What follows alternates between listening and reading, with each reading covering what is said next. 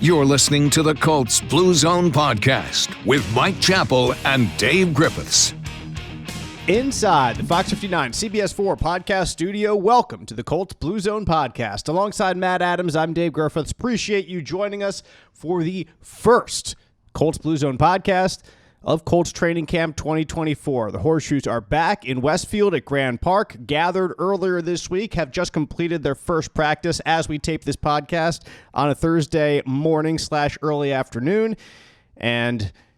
And everything's perfect, Matt. As Super Bowl champions, it's on the way. Good vibes everywhere, right, That's Dave? right. Jim Irsay better dust off another spot on his mantle for another Lombardi Trophy. Going all the way this year, guys. That's what everybody's saying. That's it from here. So that's it. We'll see you next week on the Colts Blue Zone. No, okay. So plenty to get to over what's happened the past couple days, as a lot of the veterans, captains, have spoken already just as they arrived to camp yesterday. Head coach Shane Steichen and quarterback Anthony Richardson speaking as well with the media. Those two chiefly today after the first practice. A couple other players got in on the act as well, but we'll focus mostly on them. I think it'll be good for us to start just with health updates, and we'll begin with Richardson because it's great news from him and from Chris Ballard, who, when asked directly, will there be any limitations? Do you plan on him having any maintenance days because of his shoulder in camp? He said, I don't think so. We're not planning on it right now. So that's the best thing you could possibly hear. I know we touched on this last week, saying that if there was any type of serious still, because looking back to the, of course, the veteran minicamp that they had, and he sat out the last practice. If you're an Indianapolis Colts fan, your head will start to swirl, and understandably so, because of what's happened in the past. As of right now, nothing to be concerned about. It's obviously something we'll keep an eye on, how he's doing with his shoulder for the rest of this camp, but from the Colts, from AR himself, there does not seem to be any limitations as they begin training camp here, Matt. Well, and we saw him before they shut him down there at the end of minicamp. He looked like he was slinging it pretty well, and from the limited amount of footage I saw today from training camp, looks like he's slinging it pretty well still. No concerns. Like his arm is strong still, and it's still attached to his right shoulder. So those are the two things that you need, and that's what he has right now. A couple other injury notes that Chris Ballard shared with us here just as the Colts got started with camp. I had my page opened up on my phone here just so I can go down. Then I decided to close it like a smart person that I am. The one player that will begin camp on the physically unable to perform list is Chris Lamons.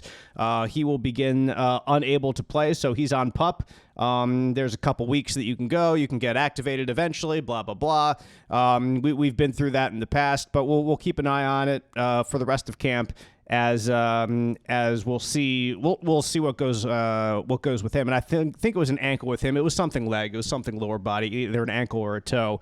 But Chris Lamons will not play. Will not be on the field at the start. Running back Tyler Goodson has a toe injury, is what Chris Ballard said, but Goodson was out on the first day of practice. He was participating. Cornerback Juju Brents, I had written down it was a toe, but Matt, you wrote down here that it was an ankle. So again, it was a cleanup procedure. I forget what it was. I might have written it down wrong. So I just remembered cleanup procedure. Yes. I thought that I had read ankle.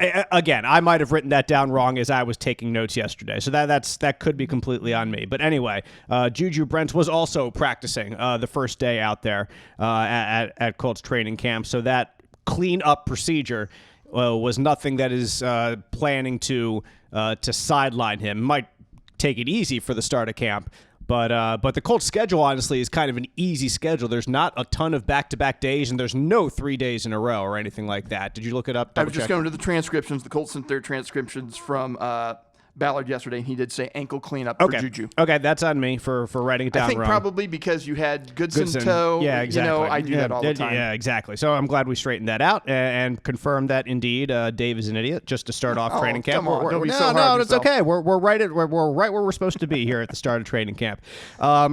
Braden Smith with his knee injury that he got surgery on at the very end of last season.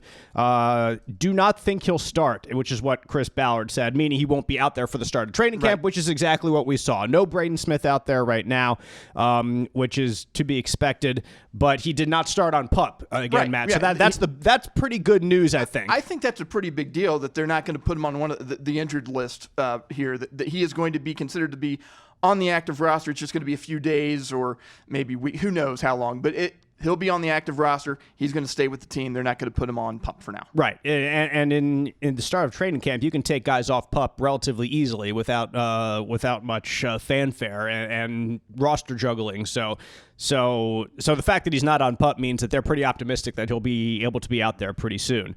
One more player, Ashton Doolin, has Chris Ballard said they'll start slow with him from his ACL tear that he had last summer. So Doolin was out there again on this first day of training camp. So I saw video of him running. Exactly. And it looked like a guy running. So that's a good indication there. Yes. So injury concerns here at the start of camp.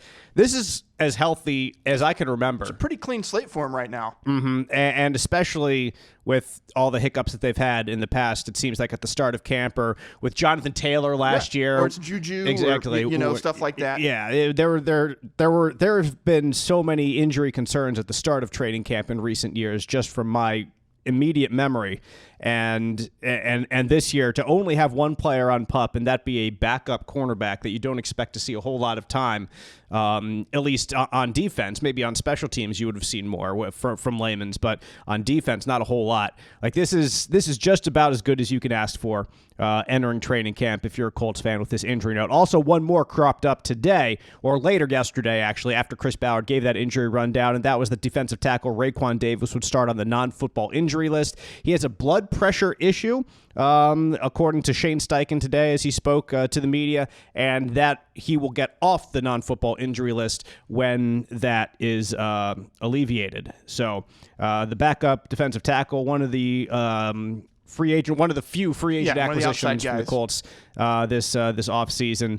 You mean from the outside, of course. From the outside, yes. Yeah, exactly. Not outside on defense. Just wanted to clarify that. Yes, good point. Yes. The big man on the inside who's supposed to eat up some blockers and give Grover Stewart a break whenever he's choked enough dudes out that he gets a little too tired. That's my favorite thing every year, listening to Grover Stewart, because the Colts always bring him out on like the first day of pads to speak to us, and he talks about how excited he is to choke some dudes out.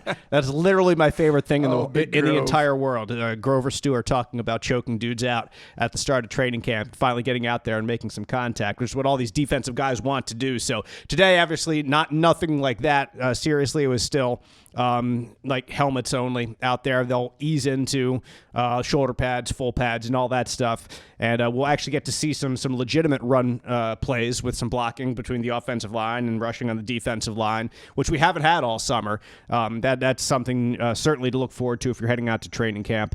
But that's the health update, really. And one personnel move the Colts made yesterday, right before training camp began. They signed wide receiver Laquan Treadwell, former Ole Miss standout and first-round pick in 2016. He's played for 7 other teams in his young career. Played for the Ravens just last year, but notably in the past, he was drafted by the Vikings, I believe, and he spent a good amount of time with them. The Vikings, I remember Treadwell for a couple reasons. One was he had an incredible year with Ole Miss, his senior year, and then very late in the year, his leg got completely torn up on a really bad-looking injury. And so his first-round pick, the Vikings took the pick knowing that he basically wasn't going to play anytime soon, and we're trying to see how he would fare based on what he had shown in his senior year. Didn't live up to the billing of a first-round pick, but nevertheless was a serviceable wide receiver in the NFL, and that's why he's been gone from team to team a little bit. Like people expect something of him, and he's all right, but it's never enough to earn you really a second contract with the team to stay there for the long term. But there's enough there to want to take a flyer. Yes, just to check it out. Exactly. And as our Chris Hagan pointed out, venerable Mississippi State product Chris Hagan, Laquan Treadwell is also the player who did the dog peeing on the fire hydrant for Ole Miss against Mississippi State in the old Egg Bowl there that earned them a penalty that caused the kicker to miss the extra point that would have tied the game at the end of that rivalry game. And so Ole Miss lost to Mississippi State because Laquan Treadwell got that personal foul penalty after scoring what could have been a game-tying touchdown. So Hagen's got some fondness for the guy. Indeed he does. It's a fond memory for our Chris Hagen and for every Mississippi State Bulldogs fan. And I'd imagine that young Laquan has grown up since then and probably gained a little bit more maturity in the moment, we shall say. But nevertheless, add him to the wide receiver room here on the Indianapolis Colts. Maybe not the wide receiver Colts fans would hope for, but let's get into that, I guess, when we kick off kind of focus on what Chris Ballard had to say, because he talked about bringing in outside help this over the next month or so, and whether that was still on the table or off the table. And one thing I have learned from Chris Ballard over the years is it's never off the table, bringing in a free agent. He'll do it. He'll do it in June after or just before like mandatory minicamp. He'll do it like he did just now, bringing in Treadwell right before training camp. He'll do it in the middle of training camp if he so chooses, and it's happened in the middle of the season as well. So there's never a time where the roster is set, and I think that's true for the majority, if not every single general manager out there in the NFL. But asked about the decision not to bring in veteran help at wide receiver and safety, or defensive back in particular, he touched on all of those positions. In a corner, like he keeps saying it, as he's done just throughout the offseason, they like their young corners. And there's a group of, he said, like 3 or 4 of them, or 4 or 5 of them, that are going to compete here. And those guys, obviously, Juju Brents is the guy that they want to be number one. He's the guy they drafted in the second round last year. They're counting on him to be the guy. Go Warren Central, go Warriors, get Juju in the lineup. And I think Colts fans... I think Colts fans will love Juju because he's got a little bit of Bob Sanders in him, because he wants to knock somebody out, because he watched Bob Sanders growing up as his favorite player, as he said many times. So if Juju can stay healthy, I think he's going to be a Colts fan favorite for a long time, assuming that he stays here long term, which as of now, you're hoping to see that for a young guy who grew up in this area and is now on the team. So you got Juju, you got Jalen Jones, the 7th round rookie from last year. You've got the cornerback out of you've got Micah Abraham, who's probably more of an inside Marshall kid, cornerback. Jalen Simpson, I didn't really pay attention to him today. I don't know if he's running with the safeties or the corners. I know that was a thing for the draft, the kid out of Auburn. I think he played safety in school, but they wanted to use him as corner here for the Colts, which was the opposite of Jalen Carlisle, who the Fighting Jalen's in the secondary, because he had played secondary and they were going to move him down. So you got Jalen Simpson there as well to consider a cornerback. Chris Layman's, obviously, who we already mentioned, who's on PUP, though, is not going to be competing immediately, but he's in there as a young guy as well. So there's a group of young guys that are competing for playing time out there on the field. A cornerback, that position is one that Chris Ballard is fine with right now. He wants to see them play. Wide receiver, they like their receivers again. Like they have Pittman, who they love. About Josh Downs, he said he's freaking good. Yeah, which is high praise from Chris Ballard, seriously. Very much so. He said he's something to the extent of him being ready to explode. So that's again high praise from Chris Ballard talking about Josh Downs. He says they like Alec Pierce. We'll see what Alec Pierce can do with a quarterback that has an arm. Again, like we've said before, Ashton Doolin's coming back, and as a 4th or 5th guy, that's exactly where you want him, a 5th guy. And, of course, the rookie coming in, A.D. Mitchell, who they drafted. They loved him so much they traded back to get him. But, nevertheless, he's a guy that they like. They really do. He had a nice toe-tap end zone catch today, I saw. How about that? Yeah, like I said, dust off that spot on the mantle for that second Lombardi. It's coming. All great things. But anyway, the one position that it seems Chris Ballard would be most likely to go out and sign a veteran presence would be at free safety. Right now, you got Nick Cross competing there. There's Rodney Thomas as well.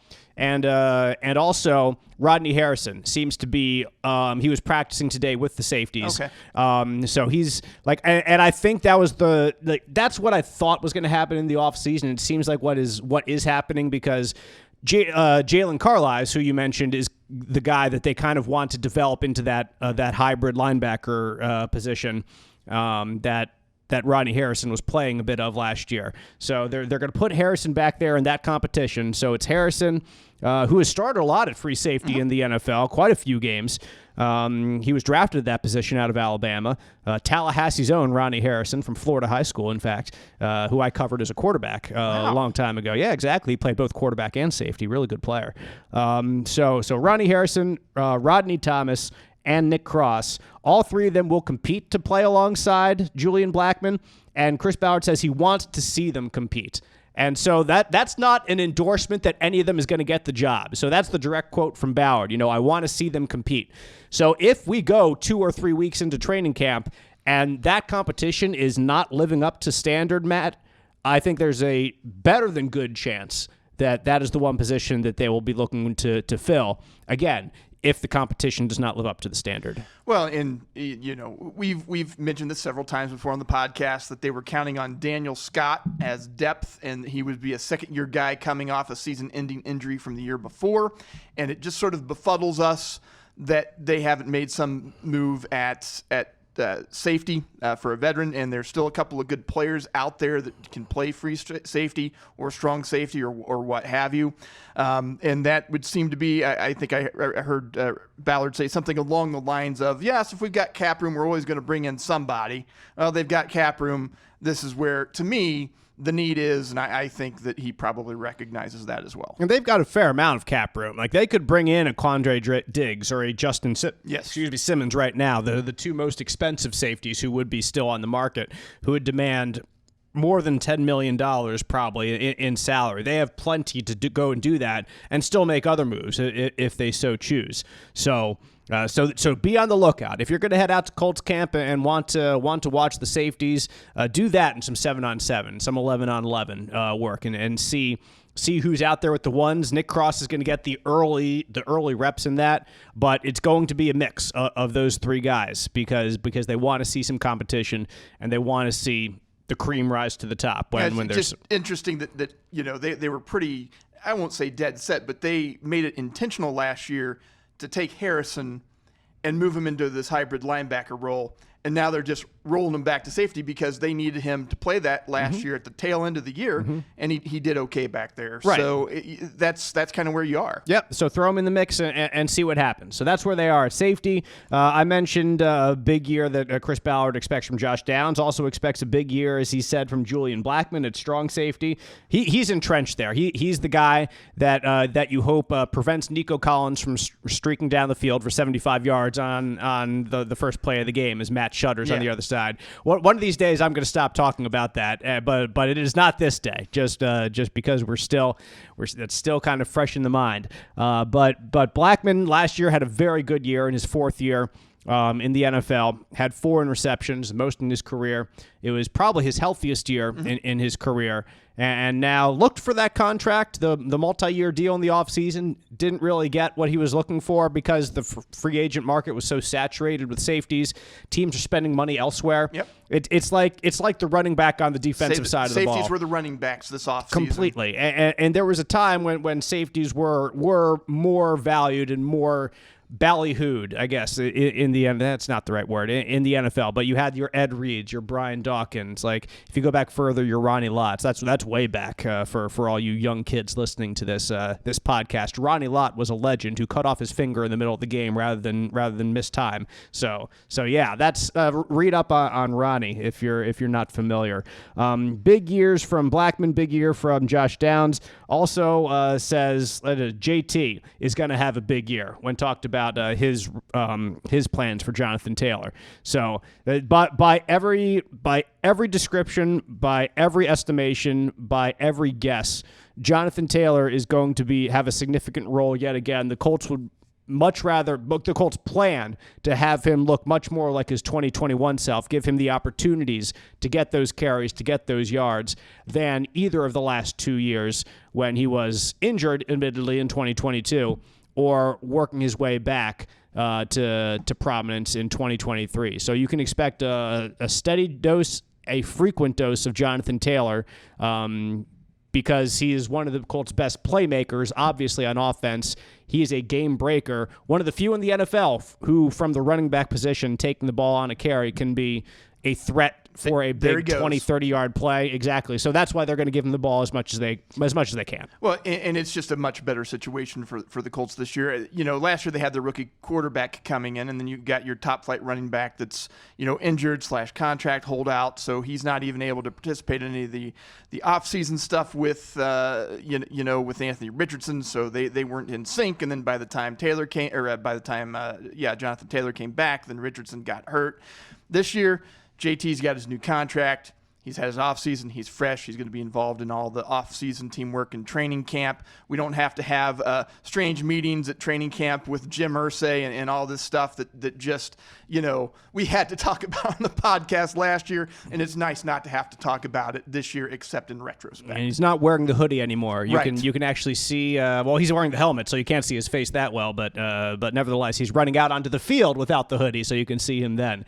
No more hoodie for Jonathan Taylor. A couple other notes from Chris Ballard talking about other position competition besides safety and cornerback there. Says the backup middle linebacker was the first one he mentioned, which I thought was hilarious. Yeah, me too. Really. And that's behind Zaire Franklin. So you got Zaire and EJ Speed are obviously your middle linebacker, and your Mike and your Will. And behind them, you got Jalen Carlisle. He's just going to get some time somewhere. Segun Alubi had a decent year last year. And logged some good snaps as a backup last year. Yeah, I'm not saying he was anything too special, but nevertheless, he's a young guy and a really athletic guy. I think he had a good RAS score himself. So he's there. You got Grant Stewart, who's done a lot in special teams the past couple years. But I really think it's trying to pit Carlisle and Alubi back and forth to each other to see who really would be the backup there to Zaire Franklin, and they would love to see what Carlisle can do. But they also want to see if Alubi can take that next step and be more of a reliable guy and continue this special teams to starting linebacker pipeline the Colts seem to have put together with guys like Zaire Franklin and EJ Speed, the two guys who are out there right now. Let's say you would much rather be talking about who's going to be your backup linebacker than say who's going to be the quarterback or who's going to be your left tackle, who's going to be your starting linebacker even. So, it's just kind of one of those things. Again, you do feel like this good vibes going into training camp, but you do feel like the Colts are at least set in what they hope will go forward this year. Talked about the competition for the swing tackle spot, who would be the backup if Bernard Ryman or Braden Smith were to go down. And Blake Freeland is the guy right now for that spot, but they drafted Matt Gonzalez as a rookie in the third round, I believe it was, for a reason. And they traded up to get him. Yeah, the third round picks. You could win with third round picks. That's not a throwaway. That's not a sixth round that you're trying to stash for a while. Third round guys can play. And so you drafted Gonzalez to do something, and at the very least to compete and make sure Freeland is what we saw last year as a pretty solid rookie, I'm saying, right? And maybe take the next step himself. So that'll be interesting. The number 2 running back as well behind Jonathan Taylor. Tyler Goodson is in the mix there. Trey Sermon has the inside line himself. And what role is Evan Hall going to play? Right. I think that is one of the most intriguing things that we have not given basically any time to, Matt. And I understand why, because there's a whole lot of other stuff to talk about. Hall was injured last year, but watching his tape out of Northwestern last year was really intriguing because he gave the Colts an ability that they really hadn't shown that Jonathan Taylor had proven to have. And that's really to be a consistent pass catcher out of the backfield and one that can make a play with the ball once he catches the ball. So I think that Taylor, like I already said, the Colts want him to have a big year. They are going to give him the ball often. He's going to get 20 touches a game at minimum. That is the plan. But if Evan Hall can carve a role out for himself in this offense, I would not be surprised because he does have a unique skill set that not a lot of other people have. And it's not that Jonathan Taylor can't catch the ball out of the backfield, but this is what Evan Hall excels at. He did it at Northwestern, and the Colts, for years we waited for the Nyheim Hines things to happen for the Colts. It never really materialized. Like, he caught a lot of passes, especially his rookie season, but Evan Hall has that pass-catching capability. I don't think he's quite as jaw-dropping as an athlete as Nyheim Hines was, but he's got similar ball skills. Yes. So it depends on, like, I don't know if there's anyone who's going to catch 70 passes outside of Michael Pittman Jr. on this team. They're going to get him the ball a lot when they're throwing, but outside of that, if you have somebody else catch 50, I think that might be 50-55, your second most. Maybe Josh Downs can get to 65 if he really does take that next step and is a legitimate kind of second option behind Pittman. But I think Pittman's going to get 100, 110, again, right around that range. Because he's the clear number one, and they paid him like their number one. They want to get him the ball because he's their number one. But that's Chris Ballard at least. And then today, after the first practice, we heard from Shane Steichen, Anthony Richardson. Richardson didn't say anything crazy of note, so I'll focus more on Steichen from what he said after the Colts' first practice. Didn't say anything crazy. Exactly. Of note. Yeah.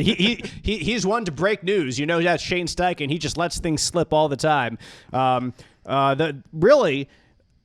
He further articulated things that he said in the past, and the one thing that we keep coming back to and we keep asking about is, will Anthony Richardson's role change based on what we saw last year? And that specifically is him getting injured over and over and over again, and, you know, starting 4 games and finishing one of them in his rookie year.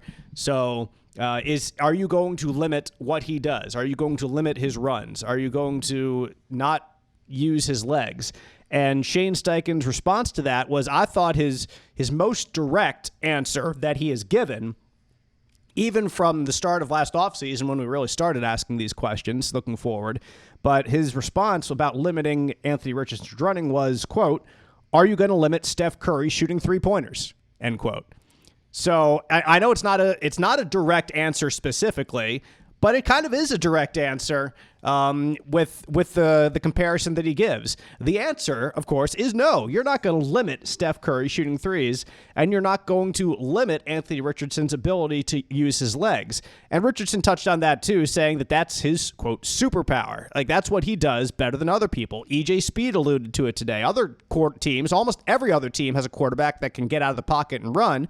EJ says, we just have the best one. That's what they believe inside the Colts building. They believe that Anthony Richardson has an ability that no other quarterback in the NFL is better than him. Maybe Lamar Jackson can match him with his legs, but they believe, the Colts believe, I'm not saying this is what I believe, I'm saying this is what the Colts believe, that they have a quarterback who is more dynamic with his legs than anybody else in the league. And Shane Steichen is going to use that. It is going to be, of course, the combination of Richardson and Taylor in the backfield that kind of opens it up for both of them. But you can expect to see Anthony Richardson run the ball a fair amount. And in the NFL, a fair amount is different than, I'm not talking about going back to Eric Crouch for Nebraska, running the option here and tossing to Ahmad Green or whatever. So don't, you're not expecting that, but you can expect a couple times a game them to try to use his legs, Matt, and also for Richardson to use his legs when plays break down, and he's not going to be told to just eat it for, especially on third downs when plays need to be made. They're going to leave it open to him to try to make a play with his legs. And you can expect, if you're a Colts fan, to see some Anthony Richardson running around the football field this year. Well, I mean, that is the X factor for Anthony Richardson. The reason that they drafted him is because he has jaw-dropping athleticism. Now, some of that is in his arm. He's got a cannon back there. He can throw it hard. He can throw it deep, and they believe he can make all the throws that he would need to make. But the other part of that is he's a big dude. He runs really, really fast. And you would be silly to just kind of cage him up and not allow him to use any of that ability. Now, it is upon Richardson this season, I believe, to have some better situational awareness. You know, if you're clearly not going to be able to pick up that first down, go down, get out of bounds. But if it's a money play If you need to pick up that third down to keep the game alive, if you need to get in the end zone, something like that, and you need to go a little bit extra, he's probably still going to do those things because I think as a player, your instincts just kind of take over in those moments, and you're just going to have to live with him. DeForest Buckner joked the other day as the team arrived in camp, if Anthony learns to slide once in a while, we'll be good. So, and he said, and he laughed about it and said, and he will. Like, this is something that is certainly on the team's mind. The whole team wants Anthony Richardson to be healthy, but the whole team also wants him to run the ball because they know how dangerous that is. They know how dynamic that can be. They know how difficult it is, DeForest on the defensive end, to prepare for a quarterback who has that unique skill set. So again, you're not going to see them limit Anthony Richardson to try to become a pocket passer and then only use his legs from time to time. So I also would like to just remind our GM that Steph Curry doesn't run the risk of getting over-undered every time he shoots a three-pointer. It's a good point. Yes, that is a great point. So it is slightly a bit of an apples to oranges comparison. But I know what he's saying. Exactly. You brought this. This is what this guy excels at. Let him do it. Yep. So you can expect to see plenty of Anthony Richardson. I thought that was the main takeaway from Steichen and Richardson today. And like I said, not a whole lot of groundbreaking stuff from those guys as you would expect. But Richardson was smiling as he always is. He's very happy to be out there. Looks healthy, as you mentioned earlier, and I would certainly back that up. And again, you might want to start fastening that bust for Canton right now for Richardson. I mean, he was 4 for 4 today, Matt, in his first 11-on-11 drills in the red zone. Threw some touchdowns. Threw touchdowns to Pierce, Pittman, and Kylan Granson. What are we doing here? They're, like I said, looking good. Also, A.D. Mitchell out with the first team, which means obviously he's their number one receiver now, right, Dave? Oh, boy. Adonai Mitchell with the first team. That I thought was relevant, though, to see him out there with the first team right away. If anything, it's interesting. Mm-hmm. And I think that there's going to be some formations when Pierce is out there, and I think there's going to be some when Mitchell is out there. Pierce has proven himself to be, like I said last week on the Colts Blue Zone podcast here, that if you're running the ball and Mitchell has not proven that he can block for the run, then he's not going to be out there. And if you're out there, like in this instance, it seemed like they were doing some there were some pass-heavy formations or plans out there in this first red zone drill that I'm specifically talking about. So that's why Mitchell might have been out there at those points, because there were more pass-heavy, more opportunities for that, and maybe Pierce is out there more so when they're either running the ball or have the ability to do either one or the other. So, and I do think one thing that I have seen from Mitchell is I do believe he has that ability to get some separation in tight spaces where we haven't necessarily seen that from Alec Pierce. Right. Like, Pierce is great at going out deep and getting separation, but sometimes underneath, being physical, that type of thing, Mitchell is pretty good at that. Right. So to be determined for the rest of camp. Certainly keep our eyes on. Other players who have spoken already from Wednesday's arrival day. Michael Pittman Jr. Asked kind of what's pushing him forward right now in his career, and he says chasing respect. I don't think he likes to talk about, does Indianapolis have a number one receiver? Exactly. No, he does not. I can affirm that. But I thought it's really interesting that he broke down kind of the tiers that he sees among receivers in the NFL, because not a lot of players would get into this specifics. Yeah, it's super specific, man. So Pittman says he sees the best receivers among 3 tiers. There's the 1,400-plus yards guy, the 1,200-plus yard guy, and the 1,000-plus yard guy. He, of course, made 1,000 in 2 years in his career, 2021 and 2023. So last year he had 1,152 yards. So he was just short of that second tier. But for everyone here's edification, the 1,400-yard guys in the NFL last year were Tyreek Hill, CeeDee Lamb, Amon-Ra St. Brown, Puka Nacua, and A.J. Brown. All pretty darn good receivers. That's a pretty good list of receivers. It is. And Nacua, the one rookie in there, took everyone by storm last year. Everyone else has history of being good in these top 2 tiers, at least, throughout their career. The 1,200-yard-plus club that Pittman was just 48 yards shy of joining last year, that was DJ Moore, Brandon Ayuk, Nico Collins, Mike Evans, Amari Cooper, Keenan Allen, and Jamar Chase. Once again, all pretty darn good receivers in that group. And for Pittman to only be 48 yards shy, He is just shy of these guys. And I didn't list the 1,000-yard club. No, there's a lot of them. Because there's a lot of them. But, Pittman's in there, and he was just a little bit, like you said, just a little bit short of that 1,200-yard mark there. Yeah, a couple guys in this group that stood out to me. A good amount of them are younger guys, but the veterans here, Mike Evans is one of the most underrated receivers of this day because every year it's like 1,200 yards and 10 touchdowns. Just gets it done. He's ludicrous. Amari Cooper and Keenan Allen have been doing this for a long time themselves. They have probably more years behind them than in front of them.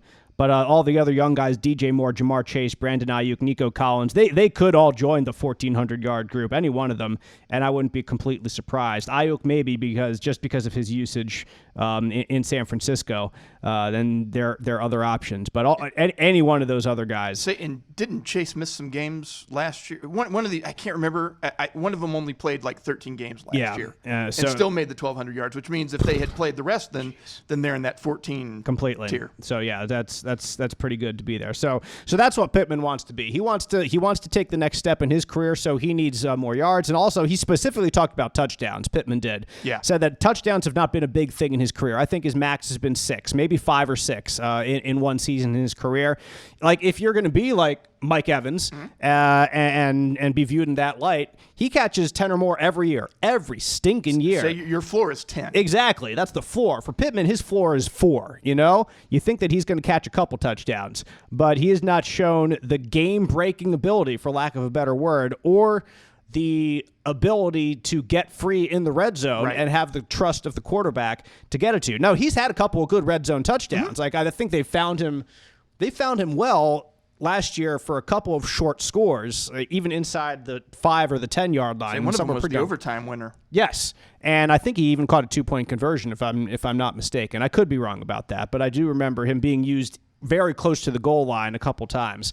So he has the ability to do that. And the question is, do the Colts do they really pursue that and try to get him what he wants? So it's part Pittman like taking the next step and being available in those instances and winning his one-on-one battles, finding the right spots, and catching the ball. It's also him going to Richardson saying, I want the ball, which is completely fair. Him going to Steichen saying, I want the ball, which is completely fair.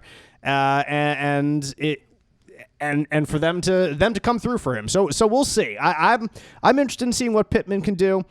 I'm interested in seeing just what the breakdown of targets for wide receivers is. Because like I said, I really do think Pittman's going to get his fair share of balls because he's clearly the top option.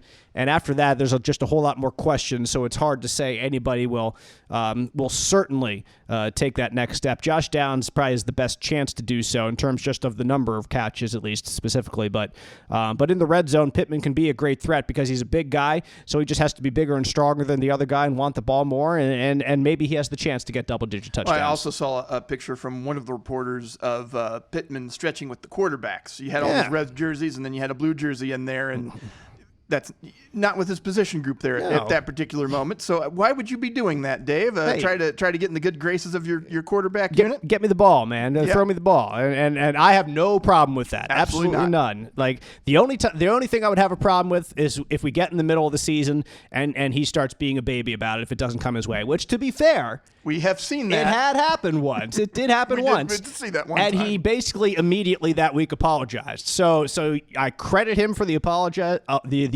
He did take ownership of that, which Pittman pretty much always has for stuff. So. Yes. So I'm eager to see how it plays out. And again, I love him asking for the ball more. We'll see how he reacts when he doesn't, because I do think there will still be games this year where Shane Steichen's spreading the ball around, or there's a lot of running game. And does he keep his head in those situations? They've got 5 tight ends to throw to as well. Jeez, these guys, yeah, I know, right? Have a 5 tight end, wide 5. I don't know, 5 tight end wide, whatever it is. I would empty backfield, all tight ends. Yes, please make it happen. Jonathan Taylor spoke with the media as well and enjoyed his time out in California over the past couple weeks with Pittman and a lot of the other skill players and quarterbacks there, getting a fresher start for sure with the team. As Taylor this year says, it's the first time he's been in the backfield with someone as athletic as he is. No surprise, he went to Wisconsin, for crying out loud. You're not exactly going to get the gambit of athletic quarterbacks at Wisconsin, at least not historically. Russell Wilson, probably the one exception there, who was relatively he athletic. Was a transfer. Exactly. So NC State at first for him. But I was looking forward to putting something really nice and special together. We've touched a lot about JT. I don't think we need to go too much more into him because the Colts do expect a whole heck of a lot from him. Laiatu Latu, the rookie, 15th overall pick, attended the SAC Summit in Las Vegas this summer. That's an annual 2-day event, if you're unfamiliar. NFL pass rushers all get through. They come through, run drills, share some knowledge, some techniques. They go through some video training with a lot of the best guys in the league, guys like Von Miller, Cam Jordan, have organized stuff like this. Max Crosby as well. In the past. But he was out there with Dio Odangbo, Kwity Paye, Samson Ebukam, and Adi Tamawa Adibare. Has been training with those guys throughout the past in his training out west. So my understanding, he's been working a lot. Good for him. And my observation about Latu is he is noticeably not as massive as these other guys. And that might give some people pause, and I understand why, because it's a demanding position, defensive line in the NFL. He looks more like a outside linebacker in a 4-3. He really does. But my counter, at least right now, and I understand that argument that, boy, I don't know if he's big enough. My counter right now is they're not going to ask him to stop the run, really, at least early in his career, this first year.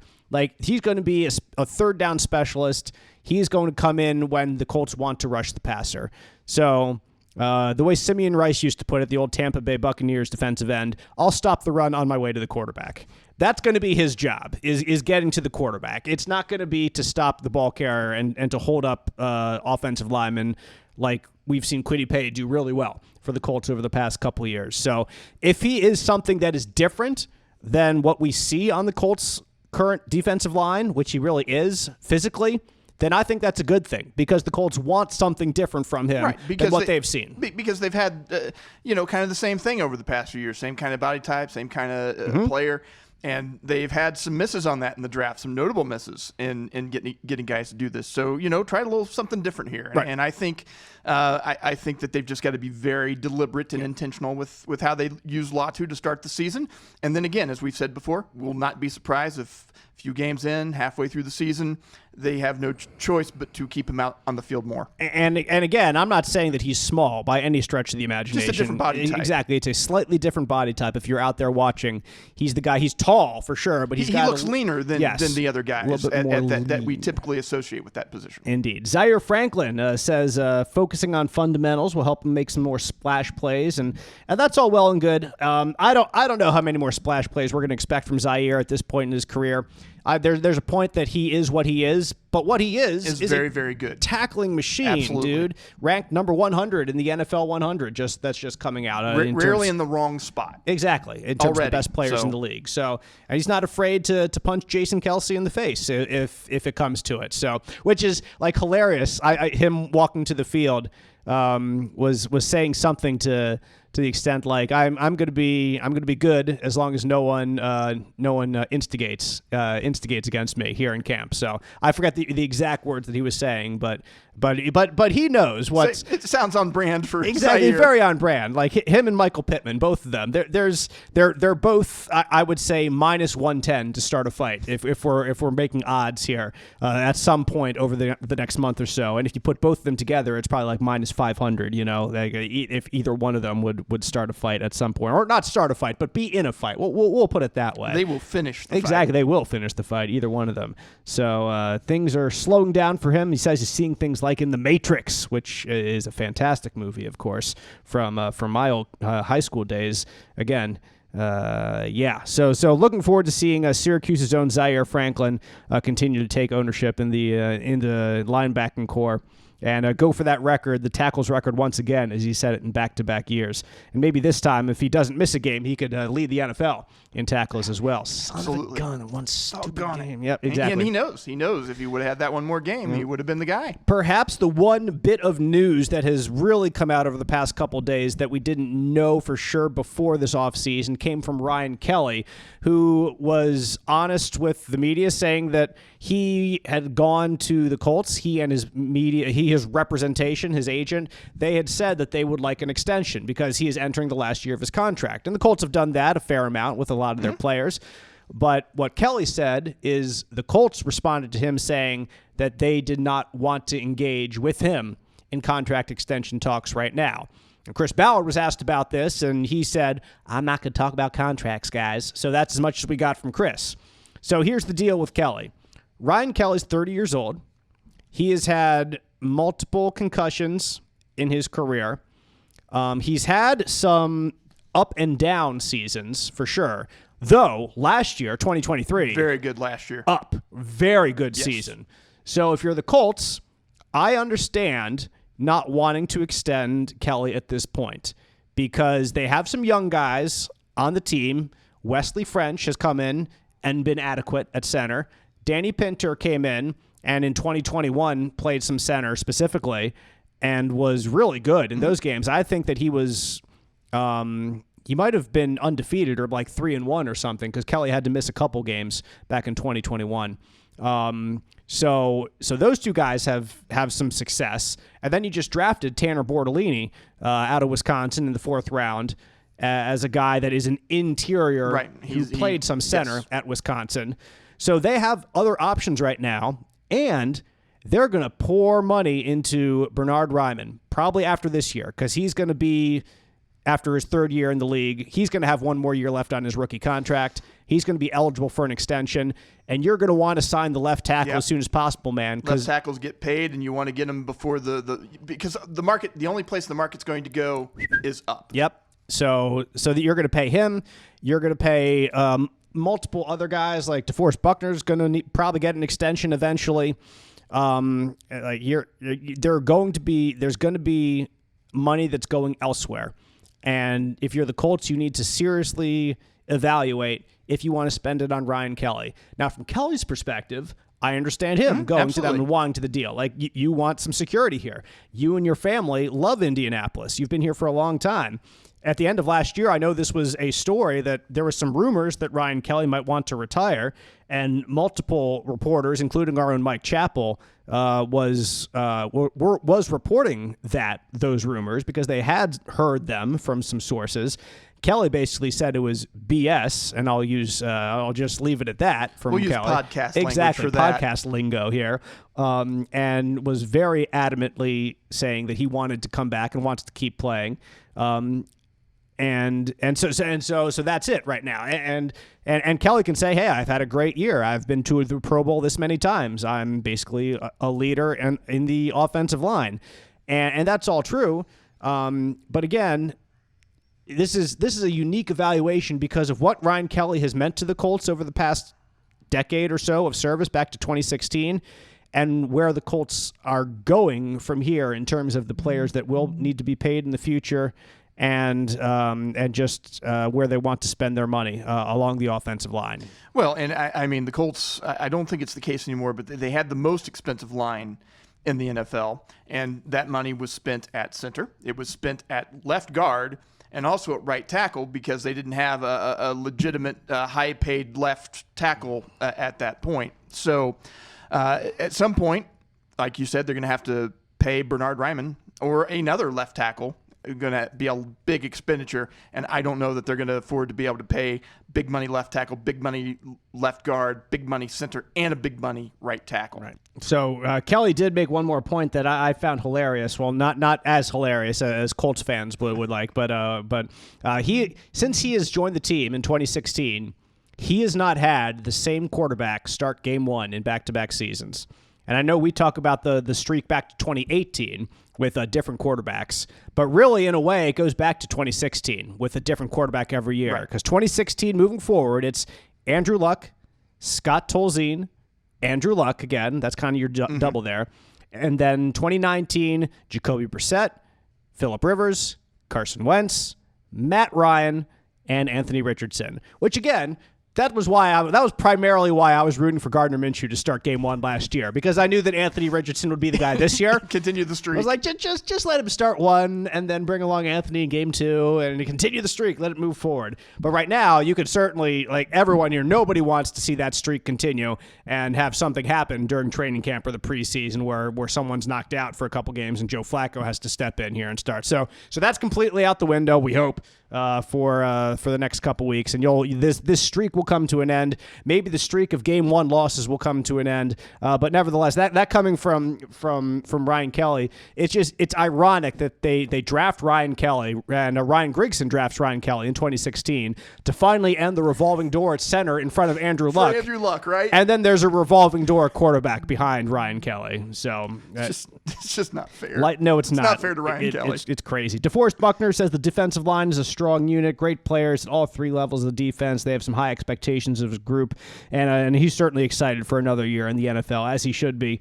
Buckner is the leader of the defense. Like, with all respect to Zaire Franklin and Julian Blackmon and Kenny Moore, Buckner is the guy, is kind of the voice, is the veteran presence, and all those other guys are important too. And Zaire's is just as vocal as anybody back there. But you're looking to Buckner to be the first line of defense, quite literally, for this defense, right up the gut, and trying to control things right there. So you hope Buckner continues to have that 8 to 10 sack level to his game, and he stays healthy. He looked good when I saw him, so all good with Buck, I think. Again, all the way to the Super Bowl. That's right. That's what I'm saying. Kenny Moore coming back for camp says it's a blessing for him to keep doing what he loves. Another season will help the younger guys, and camp specifically will be important for Juju Brents, who missed most of camp last year, as you remember, and pretty much all the offseason.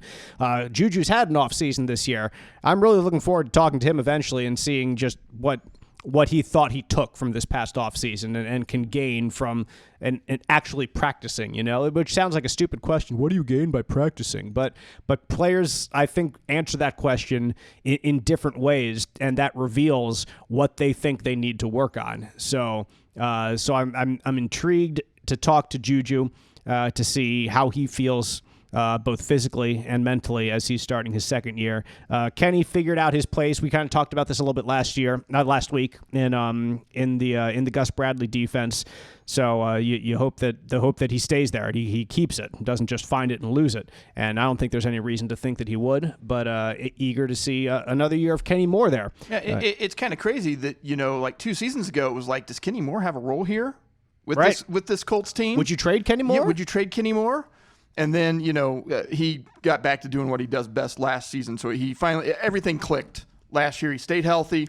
And, obviously when Chris Ballard talks about the secondary, the one thing that we do know, Kenny Moore is your starter at slot corner. I mentioned already Zaire Franklin made the list of the NFL's top 100 players after setting back-to-back franchise tackling records the past 2 seasons. He was the first player announced, number 100. Woo, go Zaire, go Syracuse.